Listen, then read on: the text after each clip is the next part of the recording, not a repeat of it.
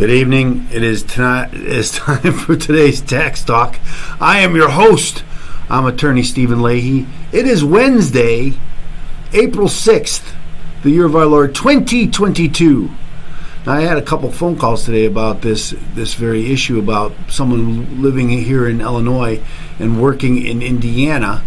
Another one where a woman's her son is in the military, hasn't been to Illinois in many years, but Illinois still wants to collect their taxes from him. That's actually a different issue. But that's what we're going to talk about today, about living in one state, working in another. Who gets your taxes? Won't you join us?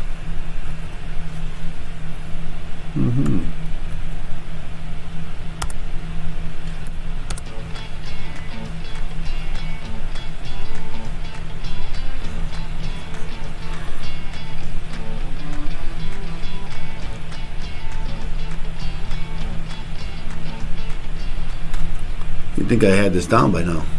I'm working on it. It is a work in progress. So welcome back to the program. Again, a lot of people now, especially with COVID, this issue really has come to the forefront because so many people now can work anywhere, and their job. Maybe you lived in Wisconsin and you drove into downtown Chicago every day. I know a lot of people that did that. Or in Indiana, you lived in Indiana and you drove to Chicago every day to work. And so many people do that. Many people live in Illinois and travel into Indiana, as I mentioned. So this is it's become more common now than ever before. So then the question becomes, where do I pay my taxes, and do I have to pay taxes twice if I live in Indiana and Illinois? If I work in Indiana but I live in Illinois, do I pay two taxes? The answer is maybe. That's just generally the law is going to give you. Well, it depends. And so there's a good article here. I'm gonna read. It's linked down in the description, so you could follow this yourself. But so let's go to the story, and we'll figure it out. So here it is. I live in one state and work in another. Where do I pay taxes? So. Again, I want to give Mr. McGinnis credit. This is a very good explanation, and that's why I like to use it. The only two certainties in life are death and taxes. And when you go to file your taxes, you may start to prefer the former. Okay, even if you thought you had some income tax thing down, it's possible that COVID has changed your tax picture. Maybe you moved to a more rural area where COVID wasn't spreading as fast. Maybe you got laid off and had to find a new job. Perhaps you're couch surfing with a relative to save money. Whatever the reason you do it, your taxes can get complicated if you live in one state and work in another. We'll be honest. This is a tax scenario with a lot of ifs and buts, and it can be tough to wrap your brain around all the rules. But don't worry, though. We're here to help you through it. Let's jump right in. The short answer is it depends. First, the good news. Congress passed a law in 2015 that forbids double taxation. This means that if you live in one state and work in another, only one state can tax you. You may still have to pay income tax to more than one state, but you can't be taxed twice on the same money. You won't need to worry about paying income tax in multiple states, even if you have to file more than one return. When you live in one state and work in another, the state where you work usually gets to tax you, and you will withhold the appropriate amount from your paycheck each week. In this situation, you will have to pay out-of-state taxes. At the end of the year, you will file two returns. You'll file a non-resident state return in a state you worked. On it, list only the income you earn in that state and only the tax you paid in that state. You'll then file a resident state return in the state where you live. On this return, you will list all of your income, even that which you earned out of state. Don't worry, though. There is usually a place on the return where you can report and get credit for the taxes you paid to your work state. Note that is often the way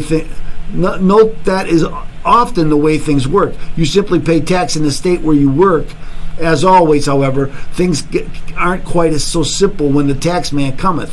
Things are different in the two states you're dealing with. Have a reciprocal agreement, sometimes referred as a reciprocity agreement. Now, I want to mention that Illinois has reciprocity agreements with a number of states. Indiana is not one of them. And so what will happen is if you work in Indiana, Indiana will tax you at their rate, and you'll pay taxes. Your company your company is in Indiana, they will withdraw Indiana tax, and they will send it to the state of Indiana. The problem is when you file the tax return in Illinois for Illinois state taxes, you can get a credit for Indiana, but Illinois taxes are higher than Indiana's taxes, and so you'll owe money. Even if you got 100% credit on the money that you paid to Indiana, you will still owe money because we have a higher tax rate. This is a reciprocity agreements. Although it may seem to begin to feel like when you start asking questions at tax time, you're not the only one that lives in one state and works in another. Some states have planned for this and created reciprocity agreements to make your life easier. Through these agreements, you can live in one state and work in a neighboring state without paying taxes there. Instead of paying taxes where you work, you will pay taxes in your residence state, which is the state where you live. Pennsylvania and New Jersey, for example, have such an agreement. If you live in Pennsylvania but you work in New Jersey, you pay your tax to Pennsylvania where you live. New Jersey will not withhold any state money from your paycheck. They will, of course, continue to withhold federal taxes as required. 17 different states have these types of agreements in place, so it's worth asking your employer if one applies to your situation. Your company's payroll department should absolutely know about any applicable reciprocity agreements. If they don't, your state's Department of Revenue will. Note that in order to take advantage of these arguments, you must file an exemption form. In our example, you would file an exemption form in New Jersey so that your employer won't withhold state taxes from your income earned. You would simply pay the tax yourself to the state you live. In this case, remember that most taxes are pay-as-you-go taxes. You may have to make estimated tax payments to your state of residence throughout the year if no employer is withholding them for you. Don't panic if your employer makes a mistake. Let's say you started your new job in New Jersey and filed a tax exemption form because you live in Pennsylvania. Nobody made a mistake. However, somebody made a mistake, however, and the payroll department didn't get the memo. When you get your paycheck, you see that the employer withheld New Jersey income tax from your check, even though they weren't supposed to. There are two ways to fix this, and neither is complicated. You can ask the payroll department to correct the error and refund the money. If no one in the payroll can figure out how to make the computer do that, you can simply wait until the end of the year. At that time, at tax time, you'll file a Pennsylvania tax return and pay what you owe. You'll also file a non-resident state tax return in New Jersey requesting a refund for the taxes you paid. Continuing with our Pennsylvania-New Jersey example, let's again pretend that you live in Pennsylvania and work in New Jersey. There is a public transportation system that runs buses between the two states, but they really cut back their service during COVID. To combat this, you go and stay with your cousin in New Jersey temporarily to be closer to work. Because you live in Pennsylvania and because this reciprocity agreement, you usually don't pay taxes in New Jersey. But how long can you live there before New Jersey wants your money instead of seeing it go to Pennsylvania? Although it can vary by state, it's common for a state to want to taxes from you if you've stayed there more than half the year, or 183 days. These days don't necessarily need to be consecutive. You can bounce back and forth between one state and another, but once you've been around for more than 6 months, most states want their cut of your money. Other states use different criteria to decide when to tax you. Some allow you to work in the state anywhere from 2 to 60 days before they start withholding taxes. Others will start taxing you after you earn a certain dollar amount. Some use both criteria. In Georgia, for example, you must have state taxes withheld from your pay after you've worked more than 23 days, earn more than $5,000, or earn 5% or more of your income for the year in Georgia. Note that these rules dictate that the state starts withholding taxes from your paycheck, not necessarily when you owe them tax. If you work in Georgia for 25 days, for example, they may start withholding state taxes from your pay. If you then stop working in Georgia after day 25, they may not get to keep the money. In that case, you would simply file a return asking for a refund. How to file if you lived in two states. I'm not going to get into that. I think it gets a little bit, it's going to get complicated. I got what I wanted out of this about what happens if you live in two different states. You know, that, and as I mentioned, COVID has really changed the dynamics here. Many people, there was a case in New Hampshire where many people that live in New Hampshire went to Massachusetts to work in Boston. And when you worked in Boston, again, the state where you worked taxed you, and you paid taxes to the state you work. New Hampshire doesn't have a state tax. So when people started staying at home, right, when people started with COVID, they were locked down and they started working from home. So they never went back to Massachusetts. And maybe they still haven't. 2 years later, still haven't gone to Massachusetts. Well, there was this argument that, well, I'm not going to Massachusetts anymore. I shouldn't have to pay taxes to Massachusetts. And the New Hampshire government agreed with them. So they brought a lawsuit against Massachusetts. And when one state sues another, that's what they call original jurisdiction. It goes directly to the Supreme Court. And the Supreme Court, in this case, refused to hear it. I think wrongly. I think if you don't go into a state, they don't have a nexus. There shouldn't be any taxes paid. But they didn't hear the case and they let it stand. So here's I want to read this short here. In October 2020, New Hampshire filed a bill of complaint with the U.S. Supreme Court, challenging a Massachusetts regulation that reached across the New Hampshire border and imposed an income tax on New Hampshire residents working remotely from New Hampshire locations during the pandemic. 8 months after New Hampshire's filing, the Supreme Court denied New Hampshire's request to hear its complaint. The substance of the dispute and the potential implications of the court's decisions follow. Generally, states may impose tax on income earned by non-residents while working within the state. So when you're a baseball player, for instance, and you go to New York to play, they tax you you have to pay state taxes for the days that you're in New York playing baseball. That's just the rules. On April 21st, 2020, the Massachusetts Department of Revenue adopted a regulation declaring for the first time that non-resident income received for services performed outside Massachusetts would be subject to income tax. The Department of Revenue limited the application of this regulation to those individuals working outside the state due to the pandemic and set an expiration date for this provision of 90 days after Massachusetts' state of emergency ends.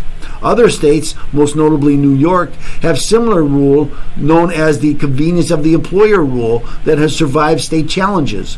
These convenience of the employer rules draw back into the state income earned outside the state when employees work remotely for their own convenience and not at the request of the employer. In its request to the U.S. Supreme Court, New Hampshire argued imposing tax on work done outside the state constituted an unconstitutional extraterritorial assertion of tax.